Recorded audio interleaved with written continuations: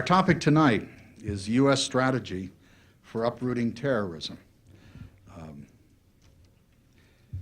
Obviously, terrorism doesn't suffice to describe the problem which we face today, and uprooting will never be quite accurate. It's something we're going to have to cope with for a long time, and we're not quite sure yet what the American strategy will end up being, for it has to evolve. So we're talking tonight partly about what the strategy should be, not only what it is.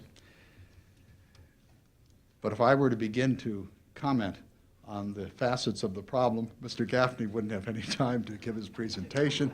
That's his job tonight, and we're absolutely delighted that he's with us.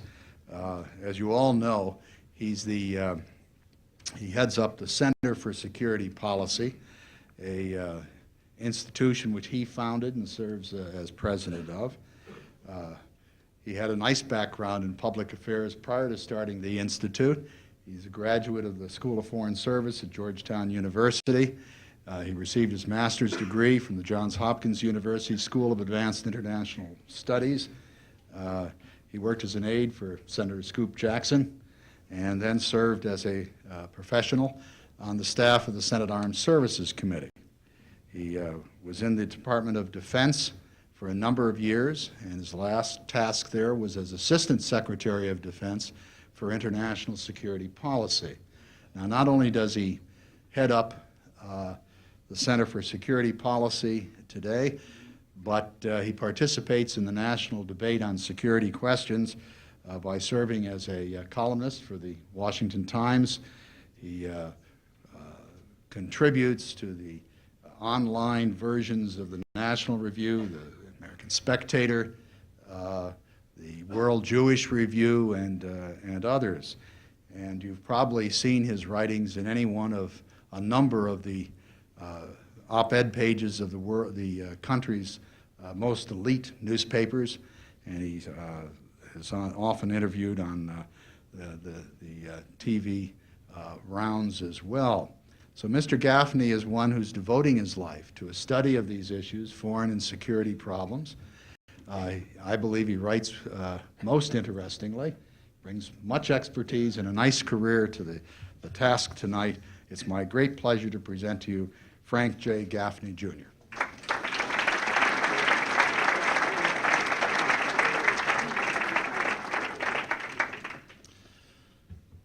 This looks like a two-glass event.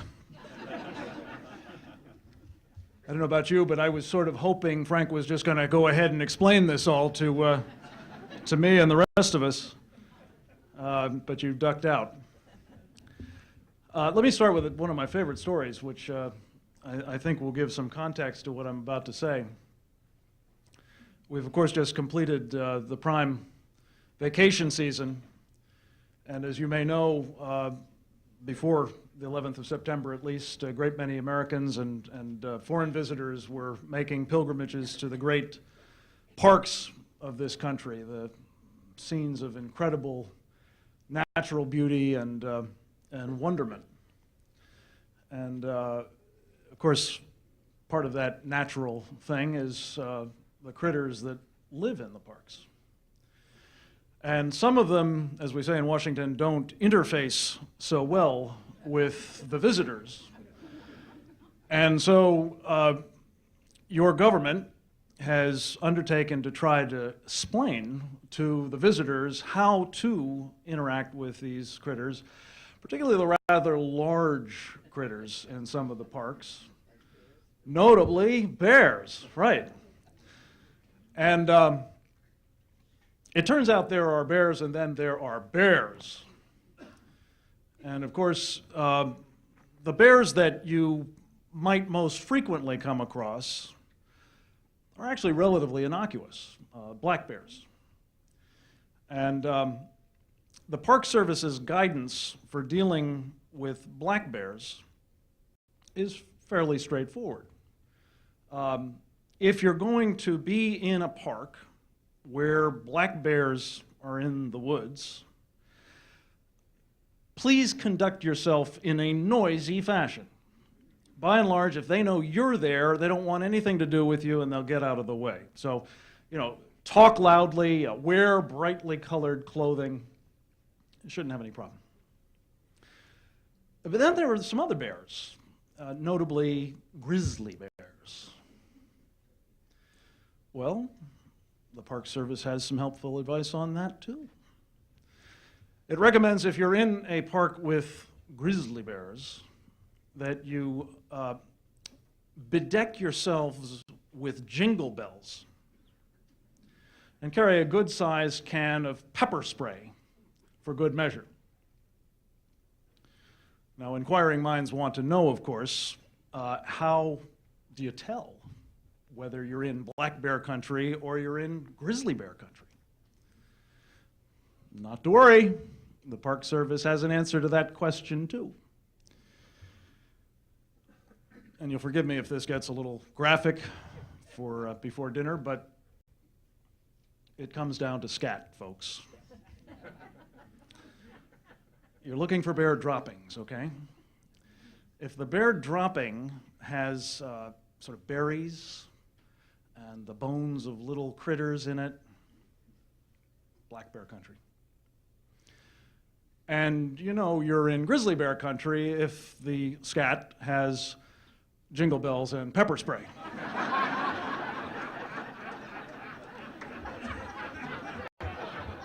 Now that's helpful advice, don't you think? Well, as I said, this is tangentially related to the topic at hand, because you're here, I suspect in part at least, to talk about and think about what happened to us all on the 11th of September. I suspect actually most of you were coming to these things before the 11th of September, which is what, of course, makes it such a pleasure to talk with you. Because like me, you've been thinking about the way the world really is. And you doubtless have discerned that there are bears, and then there are bears, in the world at large. Some of which are relatively innocuous, might have sort of interests that are at variance with ours, but are basically going to be minding their own business most of the time. And then there are people who genuinely are problems. And we as a people in this country had a wake-up call as to the fact that there really are the latter kind of people abroad in the world. And for reasons that many of us may not be able to comprehend, some number of them wish to do us harm. Now, there's sort of 3 points that I think leap out at us as we look at the events of the 11th of September. Events is such a nice sanitary word for it, don't you think? The attacks, the murderous destruction of American property and thousands and thousands of American souls, or at least bodies. 3 things that come to my mind that I hope all of us, not just informed, interested, engaged audiences like this, but all of us took away from those experiences. There is this animus, first of all, this maybe envy, maybe motivated by some sense of religious supremacy, perhaps just sheer hostility to a free people and a free society that is as rich, that is as powerful, and that is living as good a life as we have lived. Secondly, and again, I'm sure you're aware of this, but I think all of our countrymen have suddenly been confronted by the reality that to an extraordinary degree, people who hate us are getting their hands on the means by which to do immense violence to us. And thirdly, we are extraordinarily vulnerable to such weapons of mass destruction. Now, each and every one of these things, I think, was a stupefying revelation to most of our countrymen. I mean, after all, we really acted, certainly for most of the past decade, as though all those folks out there were going to mind their own business as long as we tended to ours. And by and large, we did. We took a holiday, many of us, from thinking about, from being engaged in, let alone being real participants in the national security debate. As Frank mentioned, I've been running this organization, the Center for Security Policy, for the past 13 years. And I can tell you, during most of that time,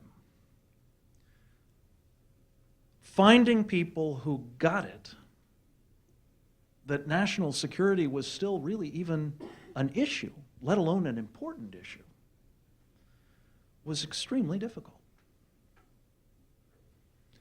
I had members of Congress frequently say, well, you know, sure, I agree with you.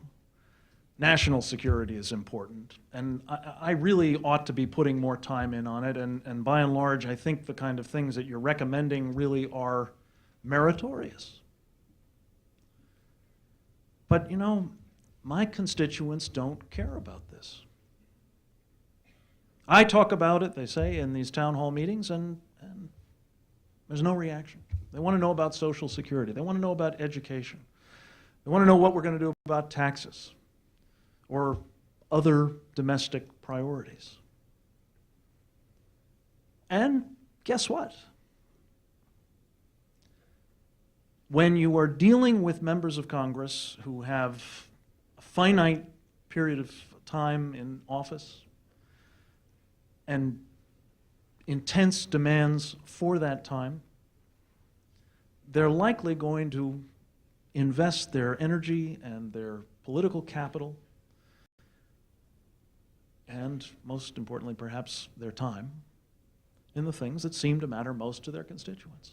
So, national security was more or less off the agenda. I'm real glad I got here before Tony Lake did, because frankly, I think under him and his administration, this syndrome was exacerbated by a president who did not seem to want to buck this public perception, did not want to seem to rock the boat. It was the economy, stupid. And unfortunately, in a democracy like ours, leadership is about telling people what they need to hear, whether they want to hear it or not. Not simply running around trying to figure out which way the wind's blowing or where the parade is forming up and getting in front of it. To be sure, you can get elected to office and re-elected to office by doing that, but it's not the same thing as leadership, and I believe it has bequeathed to the present and the future a legacy which is frankly dangerous, and I'll come back to that in a moment. The weapons of mass destruction problem, well, perhaps I don't need to say anything more about it, since you're getting all anthrax all the time on your local and national news media. But we ain't seen nothing yet, folks. Tonight there's a report of a woman in New York, I believe, who has come down with pulmonary anthrax. And she didn't work in a mailroom. She wasn't in the news media. She didn't work on Capitol Hill. She wasn't a postal worker. Uh-oh. She got it some other way. And because there are 2 or 3 weeks of incubation time, we don't know whether she's the canary in the mine shaft, the first of many who got it the way she got it, which we don't know yet. But whether that's the case today, folks, or not, I regret to say this, and I take no pleasure in it. It will be a miracle if before the war on terrorism is over, there is not some horrible outbreak of some plague or smallpox or anthrax or tularemia or other dreadful disease concocted by people with the desire to do immense damage to us and with the capability to do it. Which brings me to the last of those 3 points, vulnerability.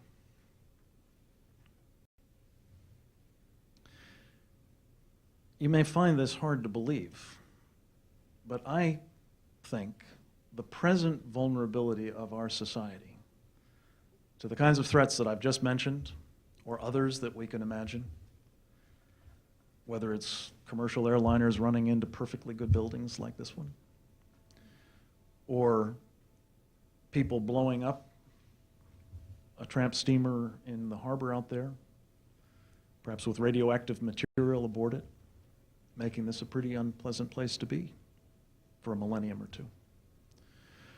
Or perhaps a ballistic missile-delivered weapon of mass destruction. The roots of our vulnerability, which is staggeringly large to each of these and other threats, I believe can be found in a treaty that we signed almost 30 years ago in a world that bears no resemblance to today's at all. It was called the Anti-Ballistic Missile Treaty. We signed it with a country that ceased to exist a decade ago. And some of you may know it's likely to be the centerpiece of the conversation between Vladimir Putin and President Bush when they meet, I think here in Washington, or down the road in Washington first, and then down in Crawford, Texas, next month. This treaty is very short. It's one of the few agreements that you might actually read, and certainly that you can understand because it's very clear. And part of the reason it's so clear is because it was trying to do something in an absolute sense. It was saying that the United States of America and the Soviet Union would not defend their respective populations against the principal threat each faced at that time, namely the threat of mass annihilation delivered by ballistic missiles. Well, it didn't take too long for those sort of finger-in-the-wind politicians of that day to say, well, you know, if we're not going to spend money building a ballistic missile defense, because we've just prohibited that, and that's the worst threat we face, does it really make sense for us to be investing billions of dollars that we could usefully spend on the things our constituents care about, like Social Security and education and tax reduction and other programs, instead of spending them on defending our population against aircraft that might be used to harm them? Or perhaps against other threats that we might anticipate, biological weapons, chemical weapons, through civil defenses of our population. Or even planning to help our populations get away from places like this where a target might be found. We even got to the point, if you can believe it, where we thought, it really doesn't make too much sense to worry about defending the leadership of the country. So that there will be a chance that if we are, God forbid, attacked, we survive as something approaching a representative government. Hence, one of the things that was done, you might ask Tony Lake about this if you get a chance, with great fanfare a few years back, was revealing that there was a place at the Greenbrier Hotel, as it happened, where Congress was supposed to go to get away from Washington if, incredible as it might sound, they can't work in their office buildings. So we sort of tore up by the roots the whole fabric of what any reasonable person might think was what the Founding Fathers meant when they said the first responsibility of the federal government was to provide for the common defense. And we embrace this idea. You may think I'm making this up. I'm not making this up. We embrace the idea that we were perfectly secure if we were perfectly vulnerable. No one would attack us as long as they could be sure of killing us. Well, some people thought this made sense during the Cold War when we were dealing with one grizzly bear. But honestly, does anybody think it makes sense today? Well, I don't know if anybody in this room does, and we'll find out shortly, but I can tell you there are a few people down in Washington who do, and people who have made a career out of promoting this posture of vulnerability through arms control agreements and through denying funding to defenses that we might otherwise have had. So 3 points, 3 wake-up calls. There are people out there, grizzly bears if you will, who wish to do us harm, who are getting their hands on the means to do it in an unprecedented way. And we are today, as a result of the legacy of these 30 years, very vulnerable. Irresponsibly vulnerable. In fact, recklessly vulnerable. Now let me just say quickly, because I think you get this, what does this mean? What does that forecast mean?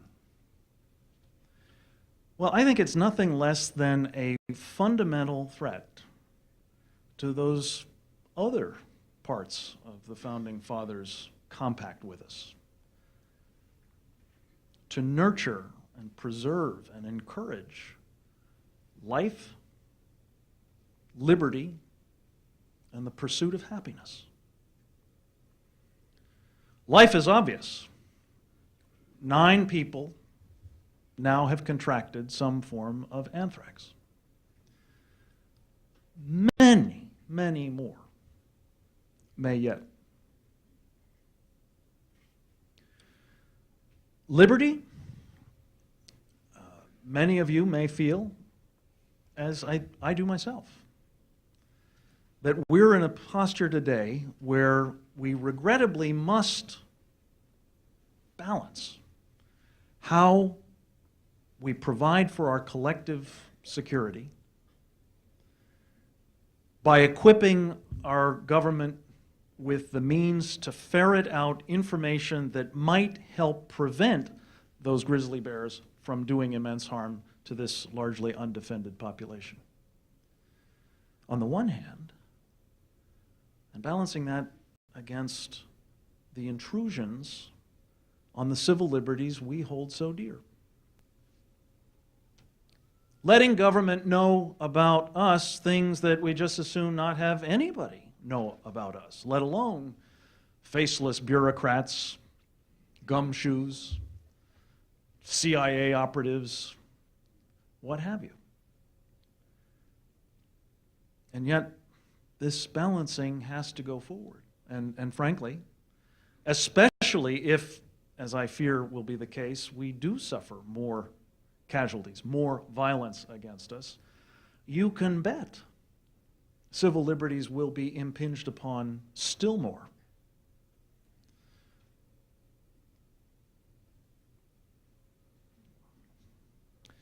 The pursuit of happiness, prosperity. I was talking with Lloyd and Rose earlier this evening about the waterfront. And the waterfront looks like Disneyland on a big day compared to the mall where I come from. And I'm not talking about the shopping mall, of course, I'm talking about the mall. The economy, which was not in great shape before the 11th of September, is hitting the skids. And that's not an accident, comrade, as the communists used to say. It was the direct result of an attack on our financial center and on our sense of who we are and our well-being, and therefore in our confidence in our economy and our willingness to respond to the exhortations from the president and most other folks in Washington to get out there and spend or travel or at least go to work. These are what is at risk. The very fundamentals of who we are, our lives, our liberties, and our pursuit of happiness. So what do we do about all this? And now I'd like to turn it over to Frank, who had most of these answers. Would you mind? No. Well, let me take a whack at it, and then he can clarify what I really think. First of all, clearly, we have to defend our people and our society. I have spent most of my professional life in one incarnation or another in the debate about missile defense. SDI, Star Wars, national missile defense, whatever you want to call it. This has been a long and drawn-out affair.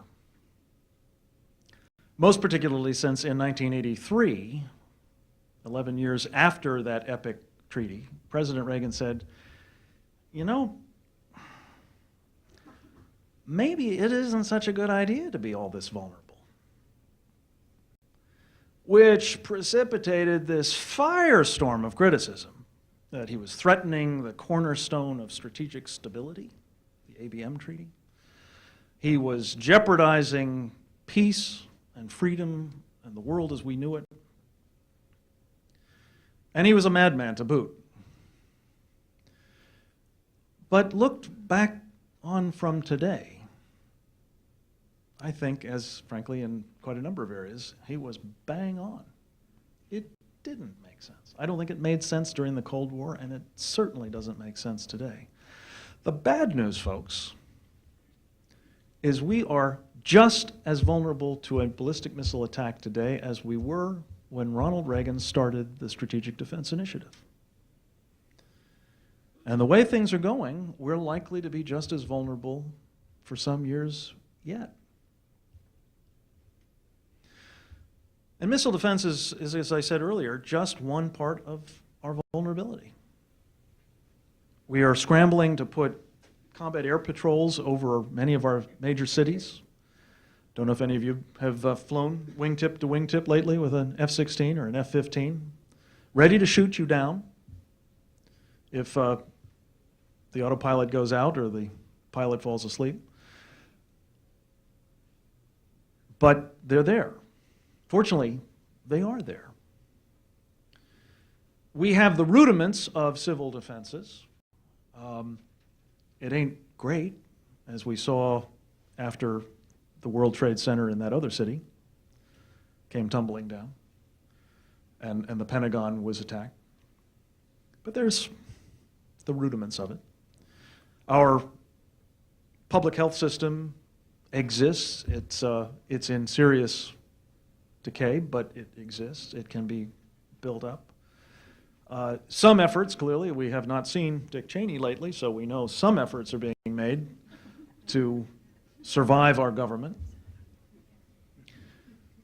But we are abjectly vulnerable in the missile defense department, and to a considerable degree vulnerable in these other areas. That can be fixed. And truth be told, we have no choice but to fix it. And indeed, I'm willing to take bets here tonight, folks. We will have a missile defense. No doubt about it. I think, in fact, whatever the conjuring of the upcoming summit between Putin and Bush is, even if Putin objected, we will have a missile defense. The only question that remains is, will we have it before we need it or after? Will we wait, as we have been waiting now, on an event like September 11th, to catalyze us into a crash program like the one we're now mounting on bioterrorism and trying to fight the Taliban and Osama bin Laden, and trying to assure that global terror is feeling our response? Or will we do the prudent thing and put such missile defenses as we can in place now? Now. And I hope we might have some questions about that, because I think we can do it now, and frankly have no alternative but to do so. So defending our people and society is the first order of business. But it's not the only thing. And frankly, it's very hard. It's very hard. I can't tell you how much I love those tunnels out there. But it would take nothing to put them out of business, if not permanently, certainly for a very long time. To say nothing of the fabulous bridges within 25 miles of here. I shudder to think what that would do to the economy of Baltimore and, frankly, most of the East Coast of the United States. We have to, therefore, go on offense. And I think the president is doing that.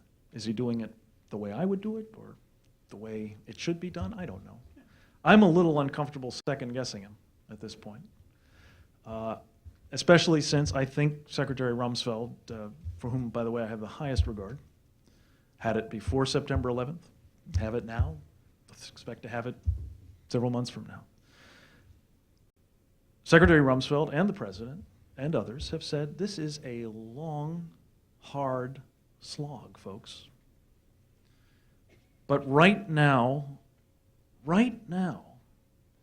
we've changed the correlation of forces for Osama bin Laden. He's on the run instead of running things. Is he out of business? No. Is he capable, as we've been warned just yesterday, of attacking us again? Yes. Is he the only problem? Absolutely not.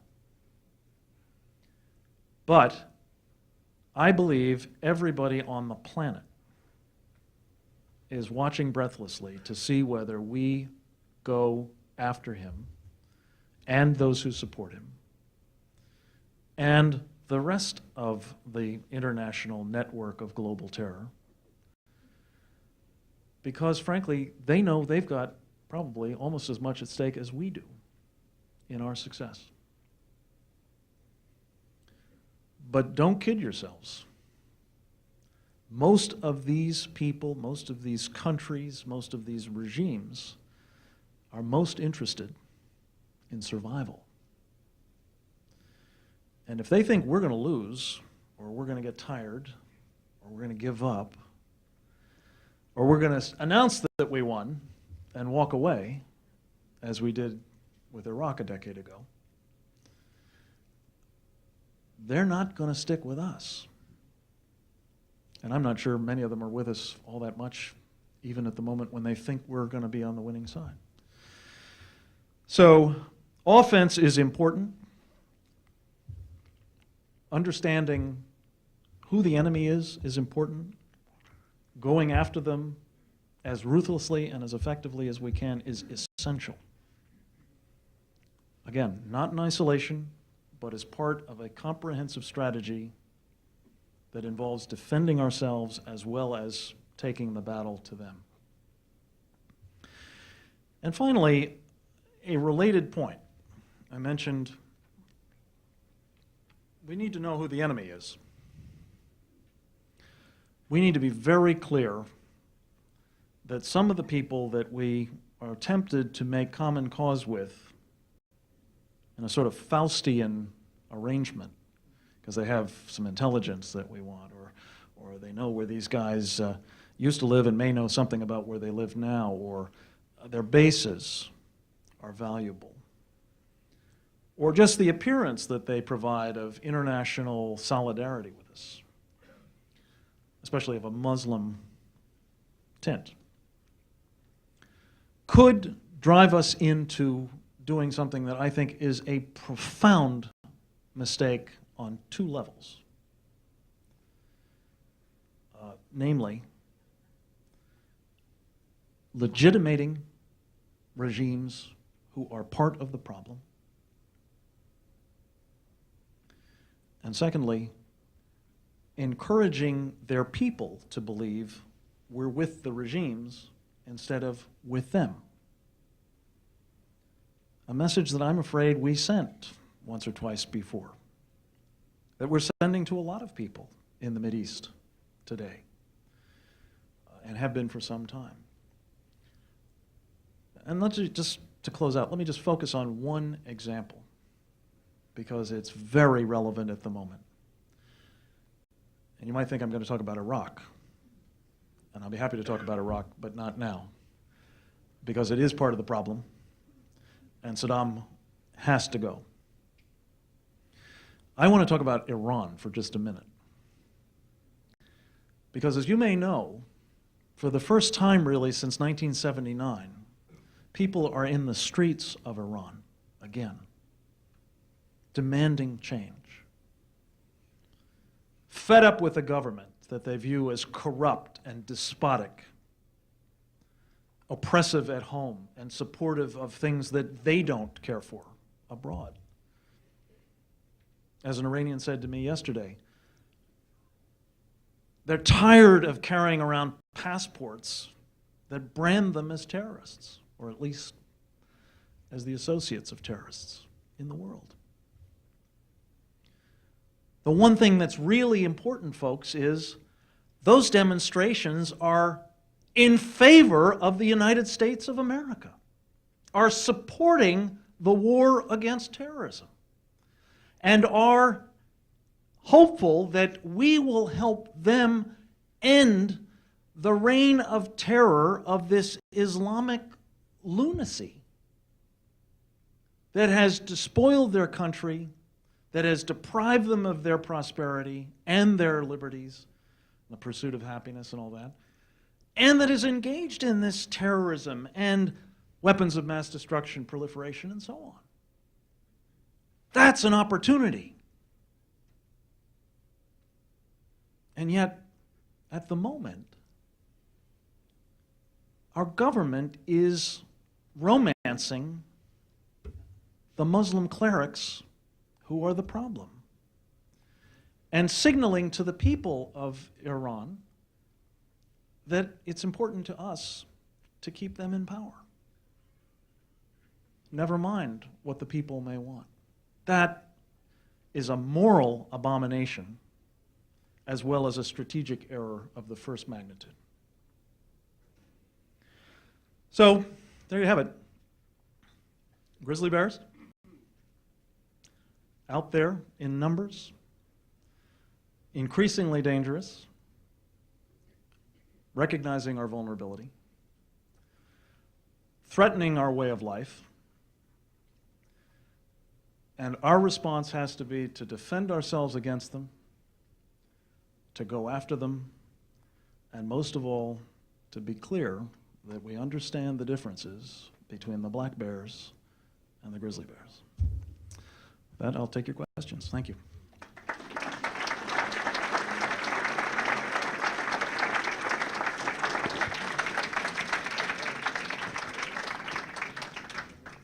Would you comment on that often repeated question of why do they hate us, and include in your answer a comment upon some of America's policy, for example, the bombing and embargo in Iraq, as an explanation for that hatred? It's a good question, and like most good questions, it has a multi-part answer. I don't think there's a single reason. I don't think all of them hate us, for one thing. I think, as I said earlier, some of them are envious of us. In fact, one of the interesting things is you scratch most of the folks who were demonstrating against the United States in Pakistan in recent days, and it's an astonishing fact that most of them want to come to the United States. Now, maybe they want to come to the United States to blow it up, but I think what they really want to do is to have the quality of life that we have. There clearly are some who hate us because what we represent is a threat to what they represent or what they aspire to be. Whether it is, the kind of environment that the Taliban have created in Afghanistan. And ladies, I'm sorry, you'll have to leave the room now, because not only are you not dressed appropriately to be in that kind of environment, you're not allowed to be here at all. You're supposed to be at home all the time. So I'm sorry, I don't think we're likely to reconcile with people who feel that way or disabuse them that we're right. I think it's wonderful having you here. And they're wrong. There are some who hate us because they associate us with what they're frustrated about in their own lives. And one of the other things, obviously I couldn't give you the complete list of all of the things that are startling revelations to many of us these days.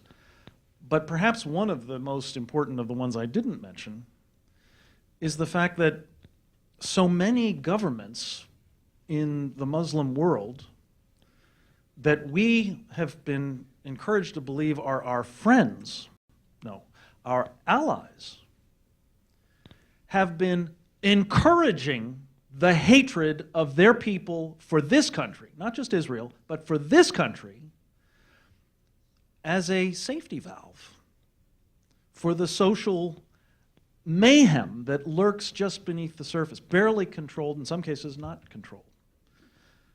Because they've got 65% of their population under 18 with no prospects of being able to earn a living, let alone a decent living.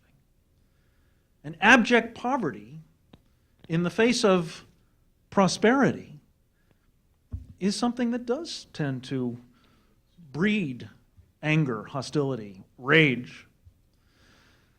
And then, of course, there are a couple of specific issues that Osama bin Laden has been kind enough to cite, some of them more recently than others, as pretext for his particular jihad. One is the one you mentioned, the suffering of the people of Iraq. Who is responsible for the suffering of the people of Iraq? Who has killed more Iraqis than the Allied bombing campaign, the sanctions, the Iranians combined? Saddam Hussein. Saddam is profiting from our sanctions against him. I am personally not a big fan of sanctions. I tend to believe that once they've been imposed, if the net likelihood will be a huge political windfall for the bad guy, you regretfully have to keep them in place. But you should be very cautious about putting them on, because generally they hurt innocent people, and the people you really want to hurt profit. And that's certainly been true here. It's why I think we have to get rid of Saddam. And there are a great many of Iraqis who want us to do that and help them do that. The other issue, of course, is Israel. And there are a great many people who believe that if only we stopped supporting Israel, we would curry favor with its many enemies in the Arab world and the Muslim world and the world beyond. I don't think so, folks. An interesting example of the mindset that we're up against is how people reacted when Israel unilaterally, without precondition, withdrew from Lebanon a year or so ago. Suddenly, it ceased to occupy Arab territory, and one might have been forgiven for thinking that that would actually have improved relations between Lebanon and Israel. In fact, they are still in a state of war today, and the Hezbollah, the armed terrorist group north of that border, is being lionized in the Arab world for having driven the Israelis from territory they occupied. So I actually think that far from allaying anger, currying favor, earning us reliable relationships, bases, oil, money, whatever you want to point to, sacrificing Israel would exacerbate all of these problems, because we would unmistakably be the next target. We would have established that we can be hurt, punished, and driven from forward positions, which is, I think, the way people see Israel as a Western bastion in the Middle East. Does the technology exist to stop incoming missiles? You will get different answers from different people. People with a, as you put it, different point of view will tell you no. Some will even tell you it is impossible. I am not a technologist. Like most Americans, I have an unbounded confidence in the ability of America's technologists. But I will tell you something. If you think of what was arguably the greatest technical achievement of certainly the 20th century, this country's technical achievement, high on practically everybody's list, I think, would be our success in taking a dozen or so men to the moon and getting them back safely. And frankly, again, not as a technologist, but as somebody who hangs with them a lot, I think the feat of getting American men to the moon and back using 1960s technology was a lot more difficult than shooting down a relatively small number of missiles using 21st century technology. But let me bring you back to a point I made earlier. If we had tried to go to the moon within the confines of a treaty that said, thou shalt not develop, test, deploy, or utilize any means by which you could get men to the moon and back, I venture to guess we would not have gotten men to the moon and back. And that is precisely what we have been trying to do, specifically since 1983, is to try to develop, test, and deploy missile defenses initially against a staggeringly huge threat, very difficult, the old Soviet mass attack, and more recently against the onesies and twosies that the North Koreans or perhaps the Chinese might lob at us. The Chinese actually threaten it from time to time. I wager we can do it. We can build that defense if we are no longer obliged to try to do it with both hands and both feet tied together. You know, it's the old Houdini thing. We're not just tied together, we're in that trunk with chains on the outside dumped in 60 feet of water. Hard to get there from here. I think we can. Let me just, if I may, just take one more minute to say how we're going to do it. For sure, if the scenario I mentioned earlier eventuates. If, God forbid, somebody launches a missile with a weapon of mass destruction at, I don't know, Tel Aviv, or Taipei, or the Twin Cities. I can't figure out how to get Baltimore into that, but say Twin Cities, close enough for government work. We're going to do this. We're going to take Aegis ships, which I think periodically pay port visits here, certainly down in Annapolis.